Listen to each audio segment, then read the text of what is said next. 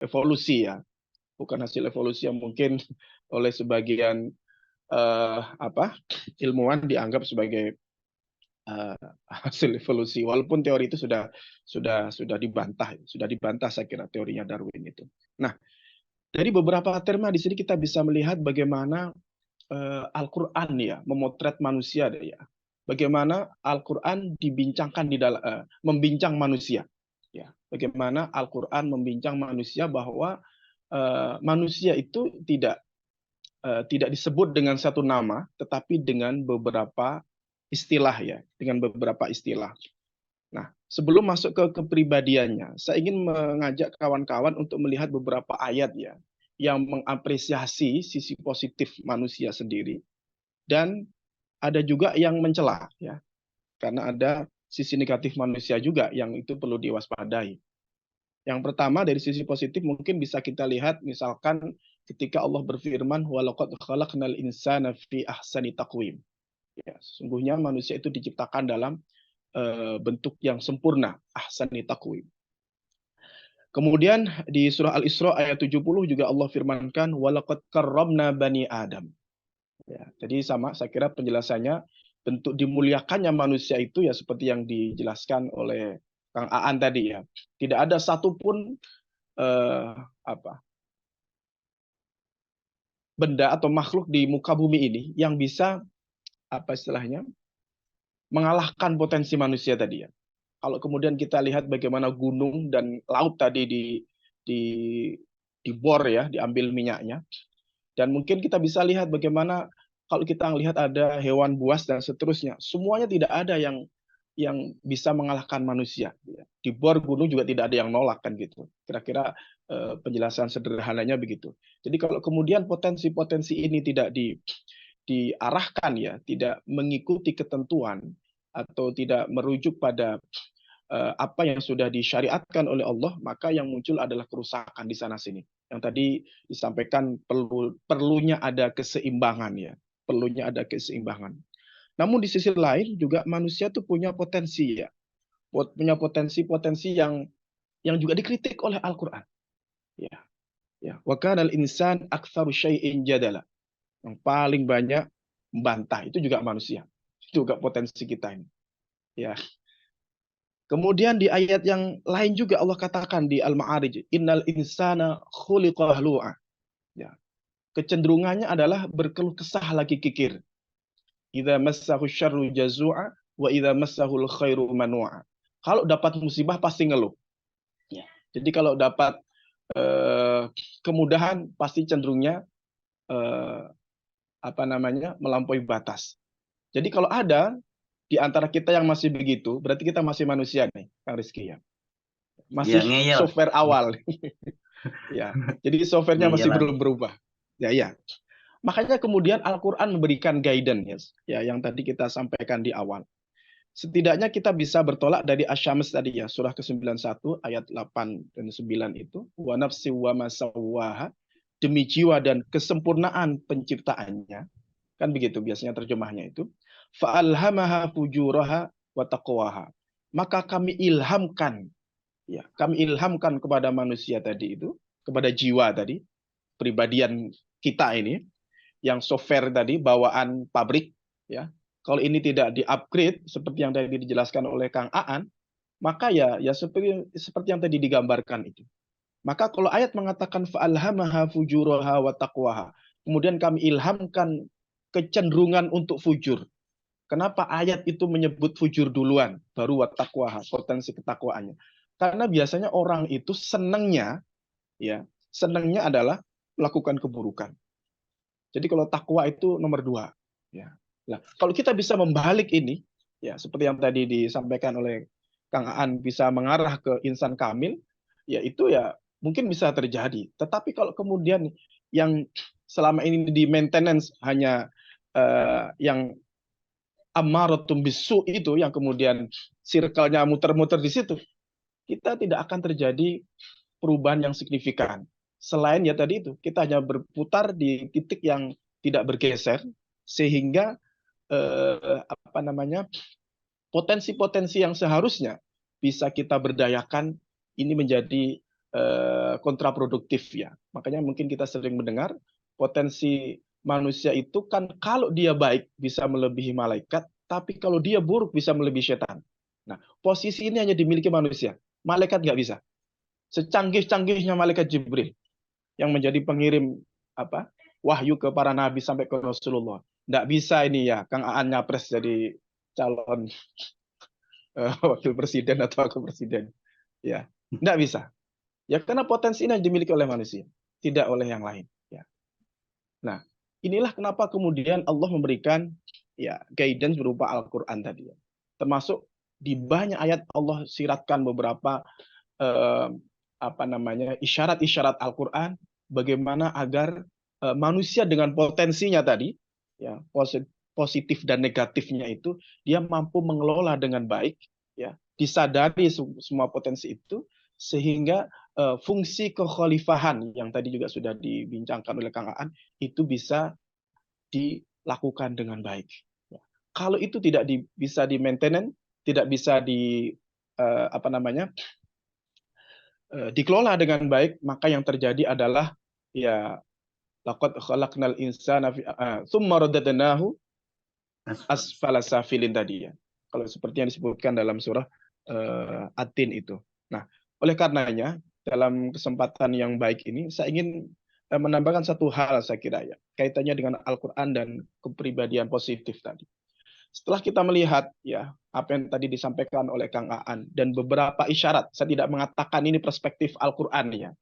Karena memang isyarat-isyarat Al-Qur'an itu terbentang di banyak ayat dan itu kita tidak bisa mengambil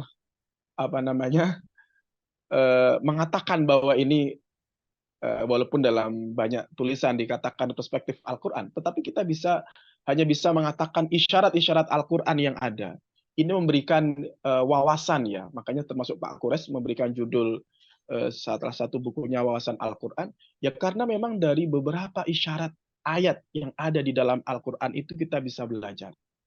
Bagaimana potensi-potensi dasar ya yang tadi sudah banyak diulas juga oleh Kang Aan itu sebenarnya bisa kemudian dikelola dengan baik ya dengan cara ya seperti yang kita lakukan pagi ini ya dengan cara didiskusikan, tidak cukup hanya didiskusikan tetapi bagaimana kemudian potensi-potensi itu kemudian dinaikkan ya di-upgrade sedemikian rupa agar tidak seperti yang kita sampaikan di awal, bawaan kita ini rata-rata masih segel original, ya, karena potensi yang ada tidak pernah di-upgrade, ya senang susah itu ya begitu saja, ya tidak ada upaya untuk kita menaikkan level yang lebih tinggi, ya, sehingga yang harusnya seperti yang Allah tegaskan sebagai khalifah di muka bumi itu seringkali kontraproduktif. Justru yang menjadi masalah adalah manusianya. Kalau kita lihat kerusakan, ya, sebagaimana digambarkan dalam Al-Quran, zaharal fasadu fil barri wal bahr.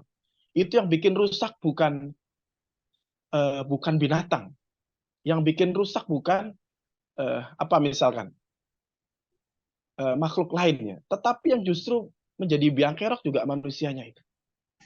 Ya, manusia itu. Jadi kalau misalkan kerusakannya itu hanya karena binatang, ya, mungkin yang dimakan itu ya yang dia perlukan.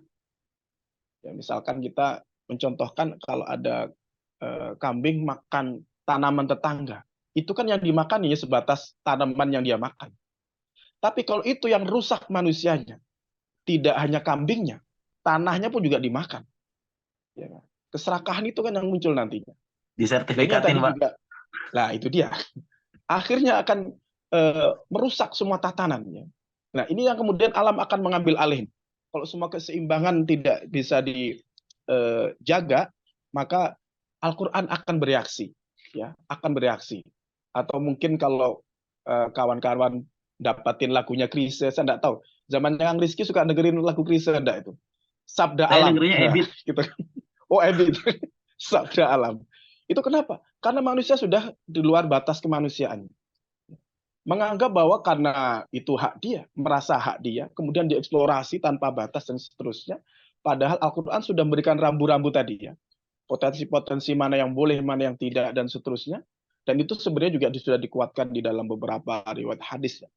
Namun kembali lagi, karena keserakahan, sifat dasar tadi, ya, personality yang bermasalah, yang innal insana khuluqa halu'anya itu yang tidak termanage dengan baik, akhirnya yang dominan adalah yang keburukannya itu.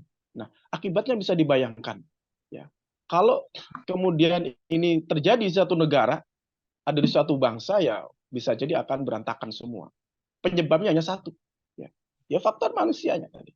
Maka disinilah pentingnya kita mendiskusikan ya ruang kesadaran bagi manusia itu sendiri, bagaimana kemudian potensi yang Allah sudah berikan, yang Allah sudah gambarkan di dalam Al-Quran itu tidak menjadi bumerang bagi manusia itu sendiri. Baik untuk kepentingan jangka panjang dia di akhirat, maupun kepentingan dia jangka pendek di dunia. Karena semuanya itu mengandung risiko, ya, mengandung risiko, dan apabila tidak di-maintain dengan baik, maka eh, fadl ya, yang tadi katakan walaqad karramna bani Adam itu juga akan menjadi bumerang bagi manusia sendiri. Oleh karenanya, sekali lagi dalam eh, kesempatan yang saya kira baik sekali, pagi ini kita diskusikan bagaimana Al-Quran dan kepribadian positif perlu kemudian kita stimulasi ulang ya, ya untuk lebih mengaktifkan lagi ya, agar ini semakin naik ya trennya, tidak lagi menjadi sebatas diskusi-diskusi, tetapi juga bisa memotivasi sehingga kawan-kawan atau mungkin yang lain ya, yang mungkin ingin melihat lebih jauh bagaimana agama atau Al-Quran melihat kepribadian manusia, dapat mendapatkan gambaran yang lebih utuh dari puzzle-puzzle yang ada itu ya. Karena seringkali kita ini memahami sesuatu secara parsial, sehingga ketika terjadi masalah, seolah-olah yang puzzle-nya ini yang masalah. Padahal sebenarnya kita sendiri, cara pandangnya itu yang kurang tepat. Terutama dalam hal melihat bagaimana manusia itu sendiri diperbincangkan di dalam Al-Quran. Barangkali itu untuk tambahan sedikit dari saya, mungkin nanti kita bisa sambung di diskusi. Terima kasih. Oke, baik. Terima kasih Pak Zainal, luar biasa. Dari kalau misalkan tadi Pak Aan menjelaskan banyak sekali tentang manusia, lalu isinya kebanyakan keindahan ya, tentang sifat jamalnya Allah, konsep taskhir, dan beberapa makomat-makomat manusia untuk mencapai insan kamil. Itu bagi kita yang mendengarkan merupakan angin segar, kurang lebih seperti itu ya. Kalau manusia nih ternyata bisa mencapai derajat-derajat yang tinggi dengan sifat yang mulia. Tetapi sama Pak Zainal kita dikasih nadir nih, antara Bashir dan Nadir ini. Peringatan bahwasanya manusia juga sosok yang paling berpengaruh ya, sosok paling berperan dalam kontraproduktifnya orang hidup di bumi. Kalau misalkan hewan makan rumput, rumputnya doang, kalau kita semuanya dimakan gitu kan. Bahkan ada juga yang udah ada haknya orang itu masih digandain Pak sertifikatnya Pak. Saking galaknya manusia itu.